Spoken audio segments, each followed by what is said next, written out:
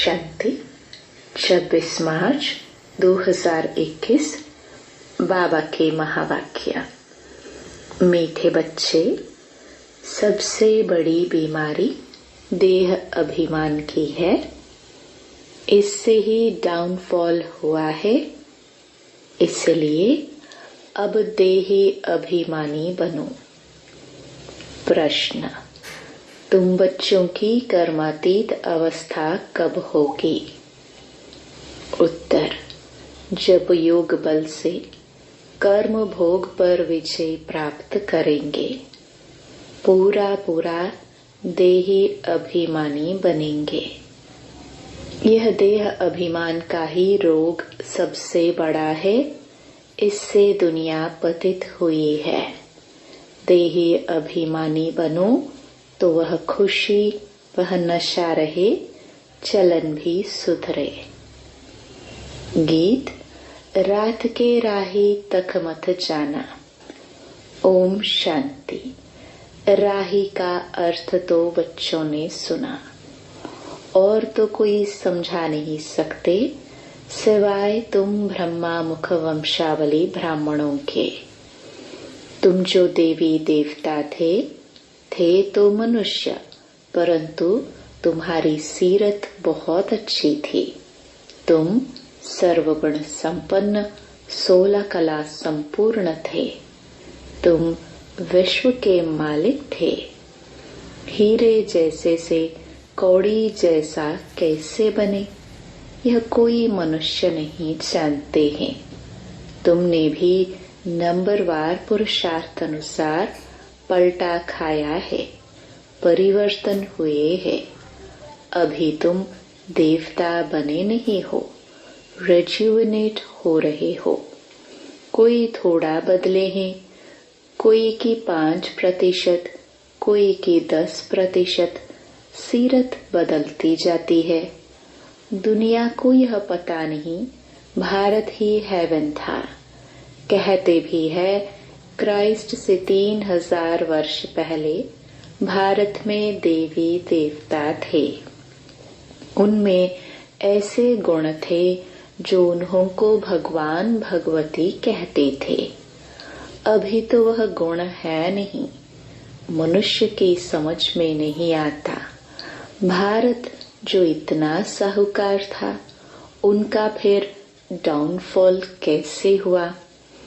वह भी बाप ही बैठ समझाते हैं। तुम भी समझा सकते हो जिनकी सूरत सुधरी है। बाप कहते हैं, बच्चे तुम देवी देवता थे तो आत्म अभिमानी थे। फिर जब रावण राज्य शुरू हुआ तो देह अभिमानी बन पड़े हो।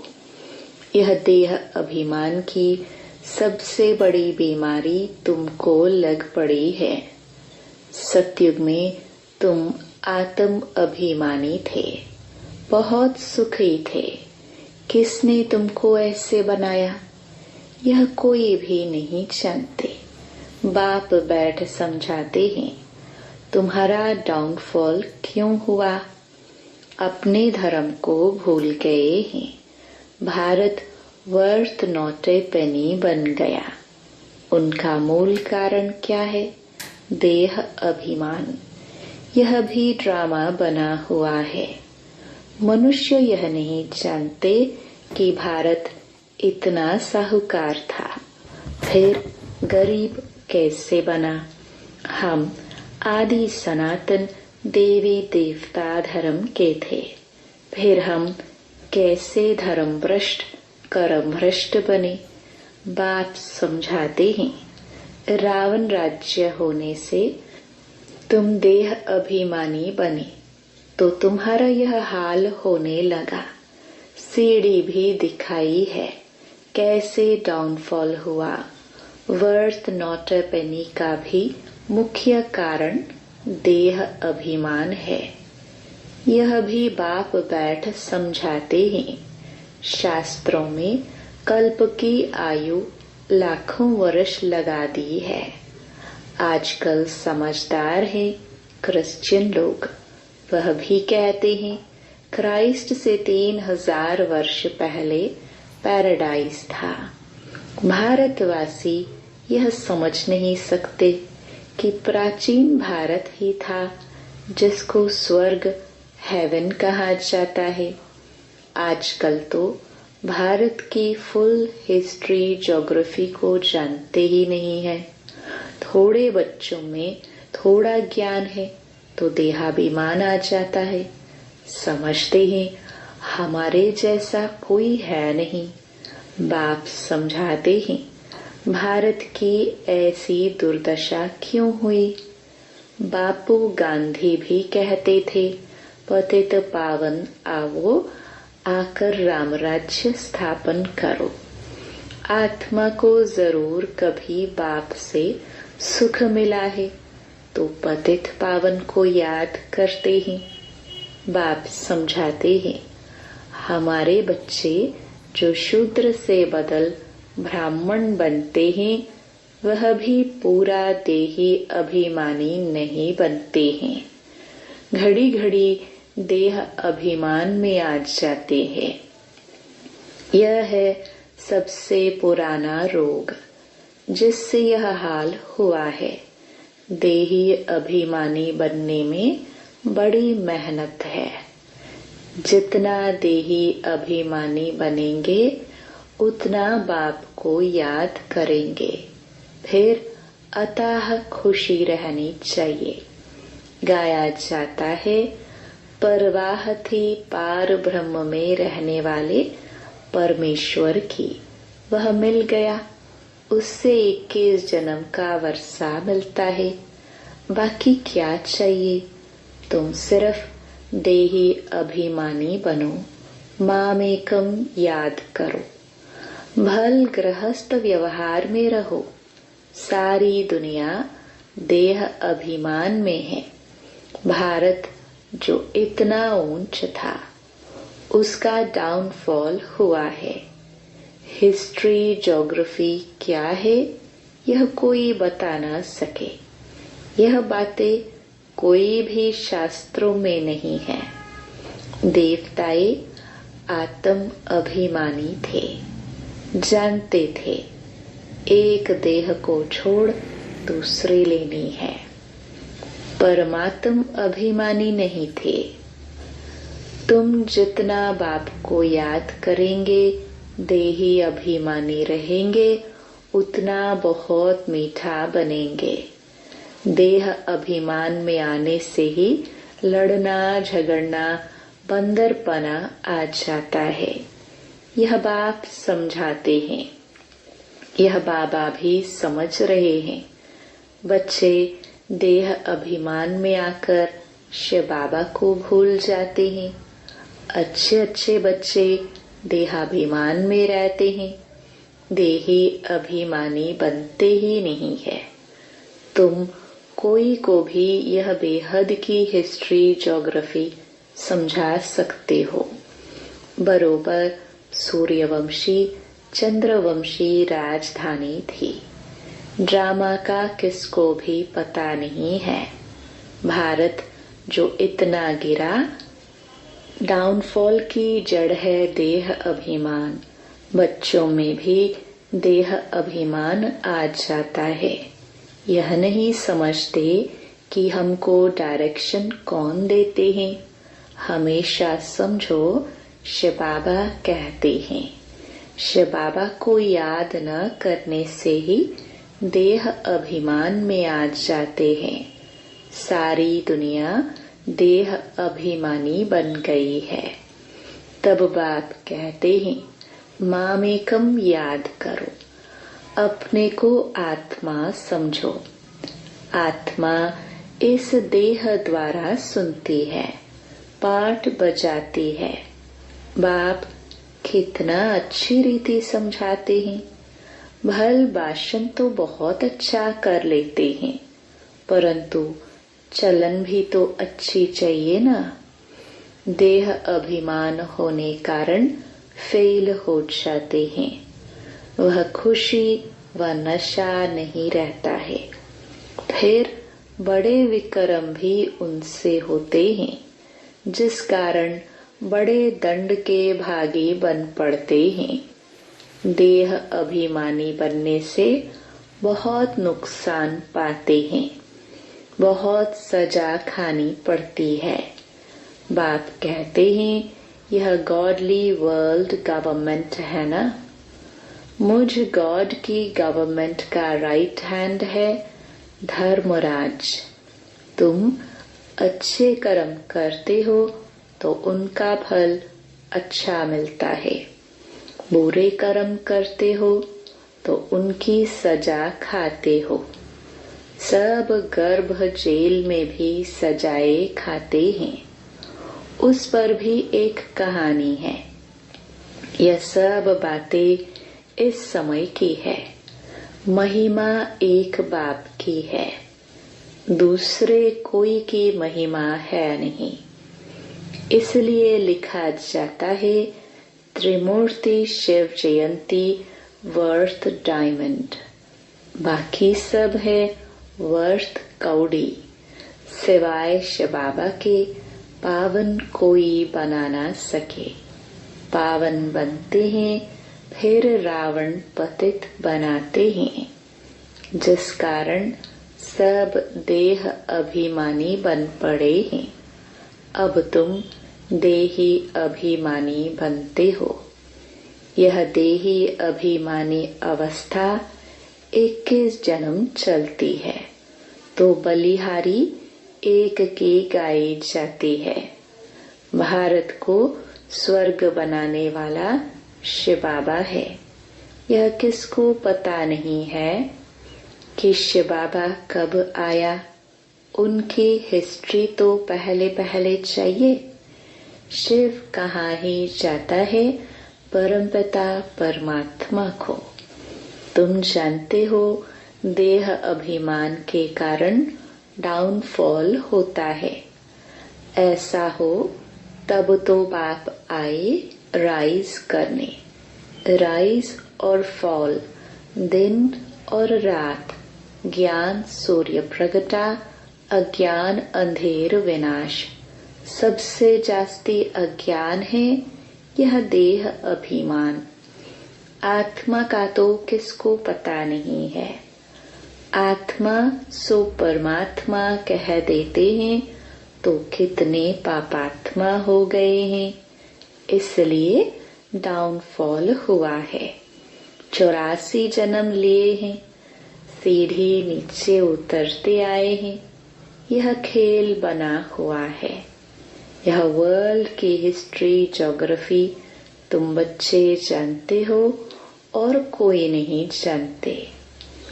विश्व का डाउनफॉल कैसे हुआ वे तो समझते हैं कि साइंस से बहुत तरक्की हुई है। यह नहीं समझते कि दुनिया और ही पतित नरक बन गई है। देह अभिमान बहुत है। बाप कहते हैं अभी तुमको देही अभिमानी बनना है। अच्छे अच्छे महारथी ढेर हैं, ज्ञान बड़ा अच्छा सुनाते हैं, परंतु देह अभिमान पूरा हटा नहीं है। देह अभिमान के कारण कोई में क्रोध का अंश, कोई में मोह का अंश, कुछ न कुछ है। सीरत सुधरनी चाहिए ना, बहुत बहुत मीठा बनना चाहिए। तब मिसाल देते हैं शेर बकरी इकट्ठे जल पीते हैं। वहाँ कोई ऐसे दुख देने वाला जानवर भी होते नहीं। इन बातों को भी मुश्किल कोई समझते हैं, नंबरवार समझने वाले हैं। कर्म भोग निकल जाए, कर्मातीत अवस्था हो जाए, यह मुश्किल होती है। बहुत देह अभिमान में आते हैं। पता नहीं पड़ता है हमको यह मत कौन देते हैं। श्रीमत श्री कृष्ण के द्वारा कैसे मिलेगी। शिव बाबा कहते हैं इनके बिगर श्रीमत कैसे दूंगा। स्थायी रथ हमारा यह है, देह अभिमान में आकर उल्टे सुल्टे कार्य करके मुफ्त अपनी बर्बादी मत करो, नहीं तो नतीजा क्या होगा? बहुत कम पद पाएंगे। पढ़े के आगे अनपढ़े भरे ढोएंगे। बहुत कहते हैं भारत की हिस्ट्री ज्योग्राफी जो फुल होनी चाहिए सो नहीं है, तो उनको समझाना पड़े।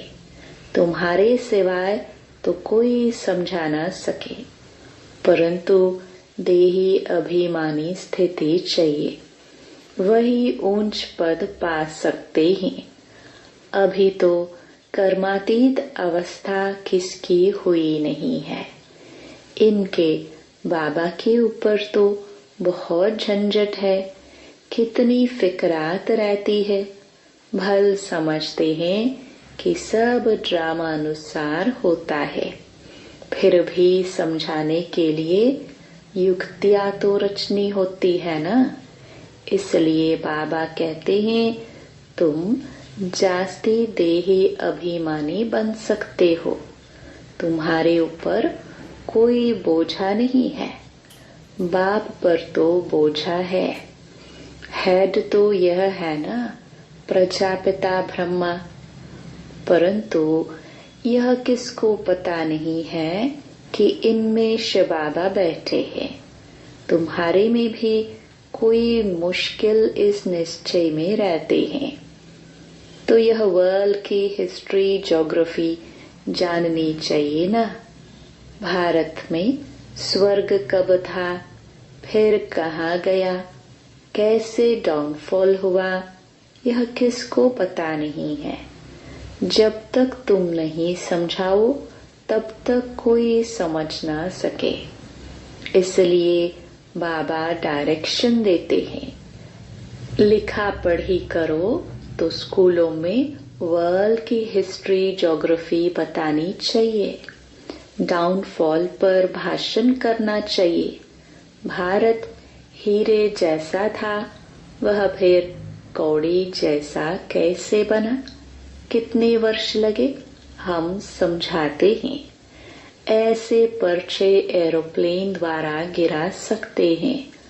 समझाने वाला बड़ा होशियार चाहिए। गवर्नमेंट चाहती है तो गवर्नमेंट का ही हॉल विज्ञान भवन जो दिल्ली में है, वहां सबको बुलाना चाहिए। अखबार में भी डाला जाए, कार्ड भी सबको भेज दे। हम आपको सारे वर्ल्ड की हिस्ट्री ज्योग्राफी आदि से अंत तक समझाते हैं। आप ही आएंगे जाएंगे, पैसे की तो बात ही नहीं है। समझो हमको कोई मिला, प्रेजेंट भेंट करते हैं तो हम ले नहीं सकते हैं, सर्विस करने के लिए काम में लाएंगे, बाकी हम ले नहीं सकते। बाप कहते हैं मैं तुमसे दान लेकर क्या करूंगा जो फिर भर कर देना पड़े, मैं पक्का शराफ हूँ। अच्छा मीठे मीठे सिखिलदे बच्चों प्रति माता पिता बाप दादा का याद प्यार और गुड मॉर्निंग। रूहानी बाप की रूहानी बच्चों को नमस्ते। धारणा के लिए मुख्य सार।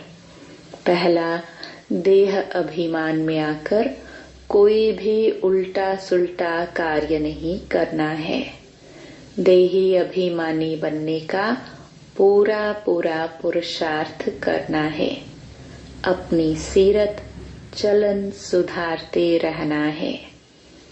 दूसरा, बहुत बहुत मीठा शीतल बनना है। अंदर में क्रोध मोह का जो भूत है उसे निकाल देना है। वरदान, समय के श्रेष्ठ खजाने को सफल कर सदा और सर्व सफलता मूर्त भव। जो बच्चे समय के खजाने को स्वयं के व सर्व के कल्याण प्रति लगाते हैं, उनके सर्व खजाने स्वतः जमा हो जाते हैं।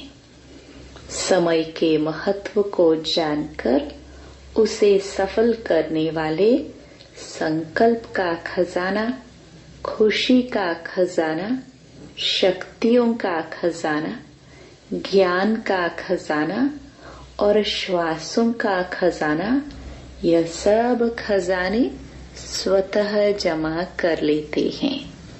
सिर्फ अलबेलेपन को छोड़ समय के खजाने को सफल करो तो सदा और सर्व सफलता मूर्त बन जाएंगे। स्लोगन: एकाग्रता द्वारा सागर के तले में जाकर अनुभवों के हीरे मोती प्राप्त करना ही अनुभवी मूर्त बनना है। मातेश्वरी जी के अनमोल महावाक्य। 1. तमोगुणी माया का विस्तार। सतोगुणी, रजोगुणी, तमोगुणी, यह 3 शब्द कहते हैं। इसको यथार्थ समझना जरूरी है। मनुष्य समझते हैं यह तीनों गुण इकट्ठे चलते रहते हैं, परंतु विवेक क्या कहता है?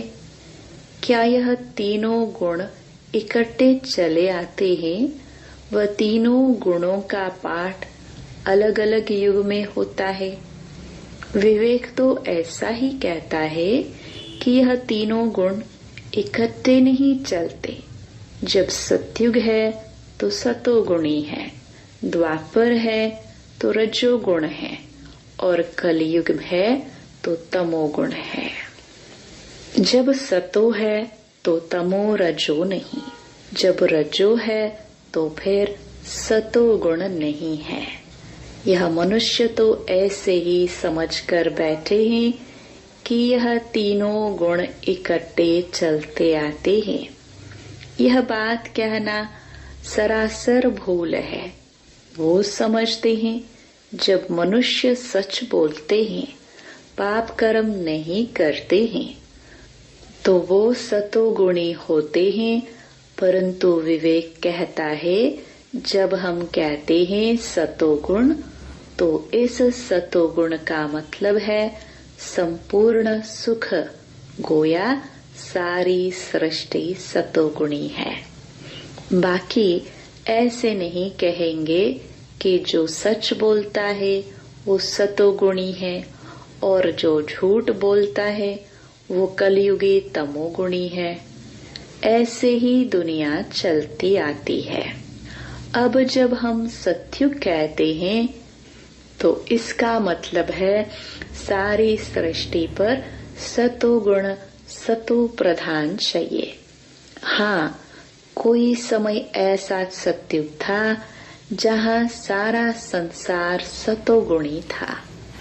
अब वो सतयुग नहीं है। अभी तो है कलयुगी दुनिया, गोया सारी सृष्टि पर तमो प्रधानता का राज्य है। इस तमोगुणी समय पर फिर सतोगुण कहाँ से आया? अब है घोर अंधियारा, जिसको ब्रह्मा की रात कहते हैं। ब्रह्मा का दिन है सतयुग और ब्रह्मा की रात है कलयुग। तो हम दोनों को मिला नहीं सकते।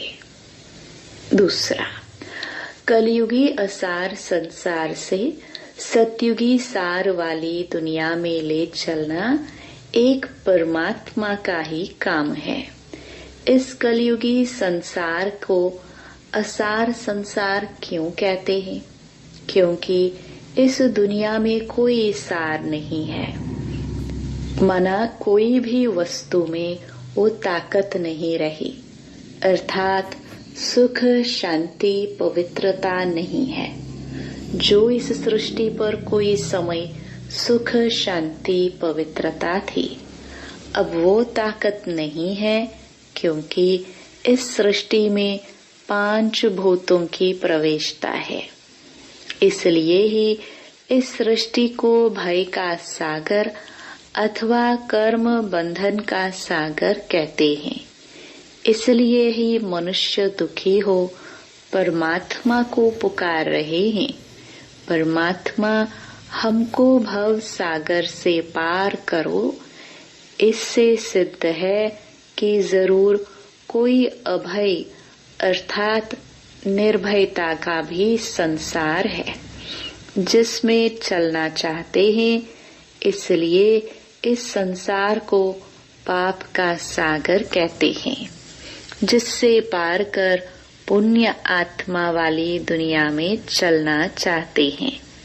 तो दुनियाएं दो हैं, एक सतयुगी सार वाली दुनिया, दूसरा है कलयुगी असार की दुनिया। दोनों दुनियाएं इस सृष्टि पर होती हैं। अभी परमात्मा वह सार वाली दुनिया स्थापन कर रहे हैं। अच्छा, ओम शांति।